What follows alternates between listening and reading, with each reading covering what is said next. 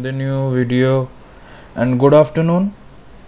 Last video में मैंने आपको बताया था कि बेलमेंट का मैंने आपको बताया था pledge, difference between pledge and lien. इस वीडियो में मैं आपको बताऊंगा, थोड़ा और आगे बढ़ते हैं, that is pledge by mercantile agent. अब ये प्लेज क्या होता है मैंने आपको बहुत पहले ही मैंने बता दिया है। प्लेज क्या होता है? एक ठो सिक्योरिटी डिपॉजिट टाइप ऑफ, समझ लो, the payment of goods as security for payment of a डेब्ट और परफॉर्मेंस ऑफ अ प्रॉमिस। ठीक है, तो प्लेज तो आप लोग को समझ में आ ही गया होगा। प्लेज और लियन के डिफरेंस क्या है ये आपको समझ में आ गया होगा।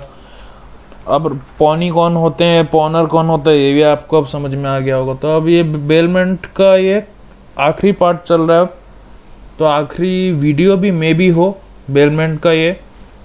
इसके बाद शायद अगर आपका कोई डाउट हो तो आप उसके ऊपर वीडियो बन सकता है, नहीं तो ऐसे तो मे भी शायद ये लास्ट वीडियो हो सकता है ये।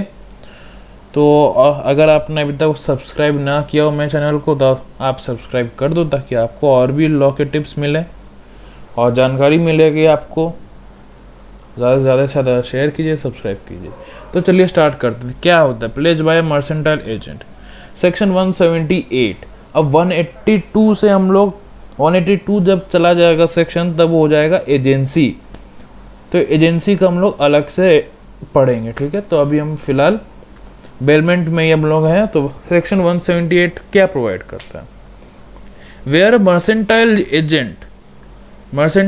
एजेंट आप एक्स ले लो, is with the consent of the owner के कंसेंट से, इन पोजिशन ऑफ गुड्स और documents of the title to goods, any pledge made by him when acting in the ordinary course of business of a mercantile agent shall be as valid as if he were expressly authorised by the owner. मतलब owner ने जैसे कि उसको expressly उसको authorise करके रखा था mercantile agent के थ्रू, जैसे तो उसके मतलब ओनर के कंसेंट से, मैं आपको बाद में बताता हूँ meaning, authorised by the owner of the goods to make the same, provided that the pawnee acts in good faith and has not at the time of the pledge noticed that pawner has no authority to pledge। अब आपको मैं explanation इसका देता हूँ। Section 178 is an exception to general rule that ordinarily the owner or his authorized agent may pledge the goods। इसमें तो case law आता है, Morvi mercantile bank limited versus Union of India. The facts of which have been, इसमें Subba Rao J observe किया था, an owner of goods can make a valid pledge. कोई भी goods का ओनर एक तो वैलिड प्लेज कर सकता है, मेक कर सकता of them by transferring the railway receipt representing the set goods. Transfer करना रिसिप्ट को, रेलवे रिसिप्ट को, रिप्रेजेंटिंग द सेट गुड्स, जो भी गुड्स को आप ट्रांसफर कर रहे हो, जो भी गुड्स पर प्लेज आप बना रहे हो। The general rule is expressed by the maxim nemo dat quod non habet, that is no one can convey a better title than what he had. मतलब ओनर जैसा कोई टाइटल रख नहीं सकता, क्योंकि ओनर के पास ही मतलब कोई सर्टेन गुड्स है, तो गुड्स का ही वो सर्टेन गुड्स जो है, मान लीजिए आम 5 kg आम, तो किसी एक आदमी के होंगे, किसी एक आदमी ने खरीदा तो अब वो ओनर हो गया। तो ओनर से बेहतर तो कोई और अच्छा टाइटल नहीं है। या फिर आप मान लीजिए कि ये इतना एकड़, मतलब 14 एकर्स लैंड ये सर्टेन आदमी का है, वो पोजेस करके रखा है, मतलब उसका पोजीशन में है, मतलब या फिर उसके वो ऑथराइज्ड है, मतलब वो ओनर है उस लैंड का। तो ये मतलब आता है सेक्शन 178 कि where a mercantile agent is with the consent of the owner in possession of the goods, मतलब मर्सेंटाइल एजेंट के पास गुड्स या फिर documents of the title of goods, या फिर मतलब प्रॉपर्टी है कोई, उसका कोई सर्टेन डॉक्यूमेंट्स है, या फिर गाड़ी है, गाड़ी के कुछ कागजात है, पेपर्स, डॉक्यूमेंट्स है, तो उसके मर्सेंटाइल एजेंट के पास है। With the consent of the owner any pledge made by him, तो मर्सेंटाइल एजेंट अगर कोई प्लेज लेता है when acting in the ordinary course of business of a mercantile, मतलब जैसे कि मर्सेंटाइल एजेंट एक्ट करते हैं in the ordinary course of business, मतलब उसके पास तो अब पोजीशन आ गया है और documents of the title of the goods या फिर सर्टेन गुड्स उसके पास आ गया है with the consent of owner, मतलब ओनर ने दे दिया, पूरा कंसेंट दे दिया कि तुम ये डॉक्यूमेंट्स तुम अभी तुम रखो, तो उसने प्लेज ले लिया made by him when acting in the ordinary course of business of a mercantile agent shall be as valid, वो प्लेज वैलिड होगा एज इफ, जैसे कि वो expressly authorised by the owner of the goods, मतलब जैसे कि वो खुद ही एक तो ओनर था और गुड्स का, मतलब कि वो होगा कि केस ऐसा होगा कि मर्सेंटाइल एजेंट जो है वो उसने ओनर के कंसेंट से कुछ गुड्स ओनर का ले लिया, अब बाद में एक तो प्लेज ले लिया, प्लेज में एंटर किया, अब प्लेज इन द और एक्ट किया इन the ordinary course of business में ऑर्डिनरी कोर्स में और बिजनेस जिसमें वैसा एक्ट किया, ठीक है। अब वो वैलिड तभी होगा, वो प्लेज जो लिया वो तभी वैलिड होगा जब वो if as if he were expressly authorised by the owner, मतलब कि ओनर ने उसको एक्सप्रेसली एक्सप्रेस करके उसको ऑथराइज किया है, जैसे वैसे अगर एक्ट करे, वैसे ही दिखाए, अगर वो शो करे, to make the same provided that the pawnee मतलब bailee acts in the good faith, pawnee अगर जो है अगर वो गुड फेथ, पॉनी इसमें मर्सेंटाइल एजेंट हो जाता है, pawnee acts in good faith, अगर mercantile agent acts in good faith and has not at the time of the pledge noticed that the pawner has no authority to pledge, ठीक है। इसमें मतलब आता है कि बेल जो पॉनी जो है इसमें मर्सेंटाइल एजेंट है, अगर वो गुड फेथ में अगर अपना काम करता है और जब प्लेज ले रहा है तब वो नोटिस नहीं करता कि पॉनर जो मतलब ओनर जो था उसका कोई ऑथोरिटी नहीं था प्लेज का, ठीक है। अब हम लोग आते हैं इसके दो एसेंशियल्स, इसके दो एसेंशियल्स हैं, essentials of section 178। The pleasure must be A mercantile agent, जो प्लेज ले रहा है वो मर्सेंटाइल एजेंट ही होना चाहिए, ये ज़रूरी है। Section 178 provides exception only in favour of a mercantile agent as defined in Indian sales, ये मर्सेंटाइल एजेंट और डॉक्यूमेंट्स ऑफ टाइटल ये दोनों चीज़ डिफाइन किया गया है Indian sales of goods act 1930 में।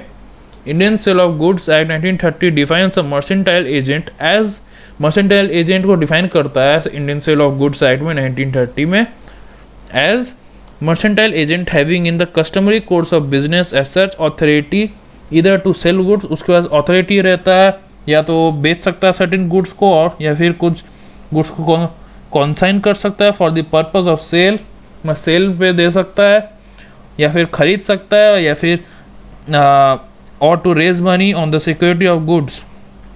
सेकेंड इसेंशियल आता है द गुड्स और the document of title to goods must be in the position of such mercantile agent, मतलब कि document of the mercantile agent may place the goods और document of title of his owner when they are in position, जब certain goods जो मतलब मान लीजिए property अगर लिया है with the consent of the owner, property अगर लिया है तो प्रॉपर्टी जो है वो अब मर्सेंटाइल एजेंट के पोजीशन में है,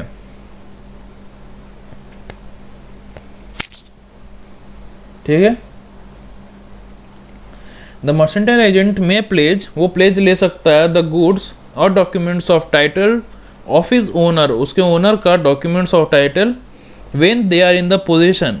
cell of goods act 1930 defines, अब sale of goods act 1930 documents of title को कैसे डिफाइन करते हैं हम लोग ये जानते हैं। Documents of title to goods includes a bill of lading, ये डॉक्यूमेंट्स टू टाइटल जो है ये इंक्लूड करता है a bill of lading, dock warrant, warehouse keeper certificate, wharfinger certificate, railway receipt, warrant और order for the delivery of goods.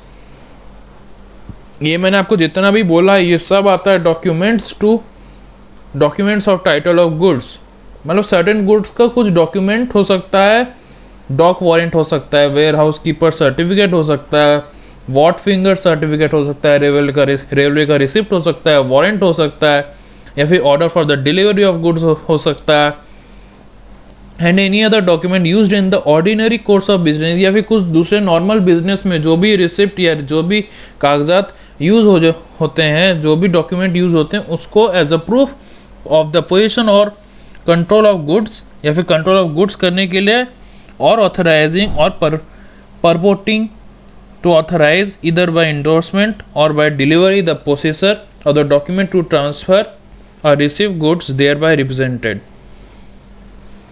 ठीक है, मैंने जितना भी आपको बोला आप वीडियो पॉज करके आप समझ लो, कॉन्सेप्ट आप समझ लो। आपको अगर लिखना आप लिख सकते हो पॉइंट्स को, जो भी मैंने आपको बोला।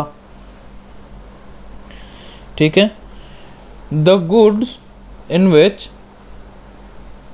The goods in documents of title to goods must be in possession of the mercantile agent, मतलब जो भी डॉक्यूमेंट्स ऑफ टाइटल जो था उसने ओनर से लेके अपने पोजीशन में ले लिया।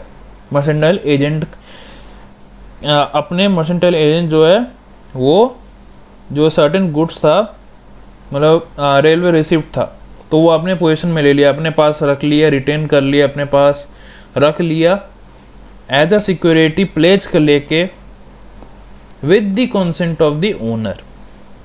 While making the pledge, such mercantile agent must act in the ordinary course of business. जब pledge ले रहा है तब वो ordinary course of business में होना चाहिए। ठीक है, उसी टाइम ही वो उसका ठीक रहेगा। The pawnee must act in, जो pawnee जो है, जो बेली जो है, जो mercantile जो है मर्सेंटाइल एजेंट है, उसको गुड फेथ में एक्ट करना होगा without notice that the pawnor had no authority to pledge. ठीक है, तो आज का क्लास में आपको यहीं तक रखूँगा। अगर आपको वीडियो पसंद आए या फिर वीडियो पसंद आए और अच्छी तरह समझ में आ जाए होपफुली, तो please like share and subscribe ज़्यादा से ज़्यादा कीजिए ताकि आपको और भी अच्छे अच्छे वीडियोज़ मिले। अब शायद मैं एजेंसी में आपको पढ़ाऊँगा मैं आपको अब, और अगर कोई डाउट आता है बेलमेंट से रिलेटेड, प्लेज से रिलेटेड हो, पॉनी पॉनर्स कॉन्ट्रैक्ट से रिलेटेड हो, कुछ भी प्रॉब्लम आता है आप कमेंट सेक्शन में आप प्लीज़ बोल दीजिए ताकि मेरे को समझाने में आप लोग को ज़्यादा आसानी हो जाएगा, और मैं आप लोग के लिए वैसा क्वेश्चंस के लिए मैं आपके लिए अलग से वीडियो भी बना दूंगा। ठीक है, ख्याल रखो आप अपना, तब तक के लिए stay safe and stay at home. Thank you.